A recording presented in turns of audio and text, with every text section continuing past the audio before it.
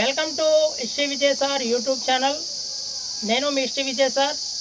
మరి ఈరోజు మనం ఎక్కడ ఉన్నామంటే ఆంధ్రప్రదేశ్లో అనంతపురం జిల్లాలో ఉన్నటువంటి గుత్తికోటకు మరి గుత్తికోట దిగువన ఉన్నటువంటి బ్రిటిష్ బరియల్ గ్రౌండ్, బ్రిటిష్ వారి శ్మశాన వాటికగా చెప్పబడేటువంటి ఈ శ్మశాన వాటికలో ఉండటం జరిగింది.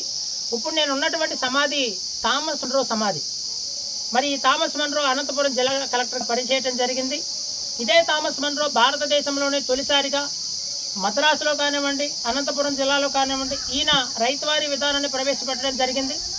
అంతేకాకుండా 1807 వరకు ఈయన జిల్లా కలెక్టర్గా పనిచేసిన కాలంలో దాదాపుగా 80 మంది పాలెగాళ్లను అంతం చేసి ఈయన సాధారణ ప్రజలకు విముక్తిని కలిగించాడని చెప్తారు. అందువల్ల ఇతని పేర్లను తమ బిడ్డలకు మన్రోలప్ప అని పేరు పెట్టుకోవడం కూడా జరిగింది. ఈ సమాధిని మీరు వీక్షించవచ్చు. Thank you so much.